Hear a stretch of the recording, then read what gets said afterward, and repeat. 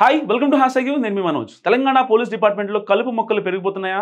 సాక్షాత్తు అసెంబ్లీ సాక్షిగా ఈ అంశం చర్చకు వచ్చిందా? హైదరాబాద్లో డ్రగ్స్ దందాకు కొందరు పోలీస్ అధికారులు లింక్ ఉందన్న ఆ ఎమ్మెల్యే ఆరోపణలు నిజమెంత? సో ఎవరా ఎమ్మెల్యే, ఆయన ఆరోపణలు నిజమెంత? అయితే తెలంగాణ మాదక ద్రవ్యాల నిరోధకానికి తీసుకుంటున్న చర్యల గురించి గొప్పగా చెబుతోంది తెలంగాణ ప్రభుత్వం. కానీ డ్రగ్స్ కట్టడిలో పోలీస్ శాఖ వైఫల్యం అంటూ అసెంబ్లీ సాక్షిగా విపక్ష ఎమ్మెల్యే విమర్శించడం కలకలం రేపుతుంది.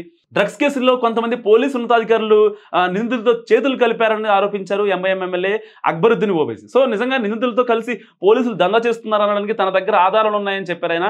ఒక పాత బస్తీలో జరుగుతున్న ఘటనలే కాకుండా రాష్ట్ర వ్యాప్తంగా జరుగుతున్న వ్యవహారాలపై తాను మాట్లాడుతున్నానని అక్బరుద్దీన్ సభ సాక్షిగా అనడం ఇప్పుడు సంచలనమైంది. ఇటీవల తెలంగాణ పోలీసులు కొందరు వరుస కేసులు సస్పెండ్ అవుతున్నారు, కొందరైతే ఏకంగా డిస్మిస్ అవుతున్నారు. సో ఓ పోలీస్ అధికారి మహిళా కానిస్టేబుల్ పై అత్యాచారం చేశాడు, మరో అధికారి అక్రమాసులు కూడబెట్టి సస్పెండ్ అయ్యారు. సో ఇలా వరుసగా చాలా మంది ఉన్నతాధికారులు కూడా ఒక రకంగా అంటే పోలీస్కి శాఖకున్న గౌరవాన్ని దెబ్బతీస్తున్నారు చెప్పు. సో గెస్ట్ హౌస్లో రాసలీళ్ళు లంచం తీసుకుంటూ దొరికిపోవడాలు ఇలా చాలానే జరుగుతున్నాయన్న మాటలు వినిపిస్తున్నాయి. సో చట్టాన్ని కాపాడాల్సిన వారే ఉల్లంఘిస్తున్నారనే విమర్శలు పెరగడంతో పోలీస్ నిర్వాహకాలపై హోంశాఖ బాధ్యతలు కూడా చూస్తున్న సీఎం రేవంత్ రెడ్డి తీవ్ర ఆగ్రహం వ్యక్తం చేశారు.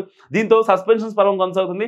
మాజీ ఎమ్మెల్యే కొడుకు ఎపిసోడ్లో ఏకంగా స్టేషన్ సిబ్బంది మొత్తాన్ని బదిలీ చేసిన ఘటనను మరొక ముందే అదే పంజగుట్ట పోలీస్ సిబ్బంది తాజాగా పాస్పోర్టుల కేసులో నిందితులుగా పట్టుబడడం ఇప్పుడు సంచలనమైంది. అలాగే గతంలో పలు విద్యా సంస్థలు, సినిమా ప్రముఖులు, వ్యాపారులు, బడాబాబుల పిల్లలను డ్రగ్స్ కేసుల నుంచి తప్పించేందుకు కోట్ల రూపాయల లంచాలు తీసుకున్నట్టుగా పోలీస్ ఎక్సైజ్ శాఖపై పెద్ద ఎత్తున ఆరోపణలు వచ్చాయి. అదే సమయంలో నిత్యం డ్రగ్స్ విచారణకు తమ శాఖ చేస్తున్న కృషిని అభినందించకుండా విమర్శించడంపై పోలీస్ ఎక్సైజ్ శాఖ అధికారులు అసంతృప్తి వ్యక్తం చేస్తున్నారు. తమకు ప్రభుత్వం కల్పిస్తున్న సౌకర్యాలను, వస్తువులను దృష్టిలో పెట్టుకుని ఉన్న కొద్ది మంది సిబ్బందితో మాదక ద్రవ్యాల నిరోధకానికి కృషి చేస్తున్నట్టు కూడా చెప్తున్నారు.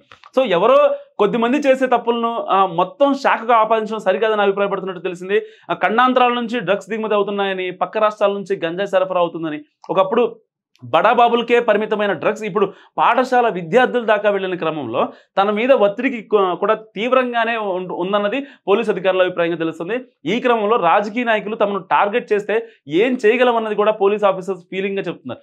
ఎవరి అభిప్రాయాలు ఎలా ఉన్నా డ్రగ్స్ దందాలో పోలీస్ సిబ్బంది ప్రమేయం ఉందన్న అక్బరుద్దీన్ వ్యాఖ్యల చుట్టూ కొత్త చర్చ మొదలైంది. ఇది ఆయన సభలో అనడాన్ని పోలీస్ శాఖ ఎంతవరకు సీరియస్గా తీసుకుంటుందో, డిపార్ట్మెంట్లో ఉన్న కలుపు మొక్కలను నిజంగా ఏరేస్తుందా అన్న చర్చ కూడా జరుగుతుంది. నిజంగా అక్బరుద్దీన్ చేసిన వ్యాఖ్యలపై మీరే అనుకుంటారు? మా కామెంట్ రూపంలో తెలియజేయండి. చూస్తూనే ఉండండి హ్యాష్ ట్యాగ్.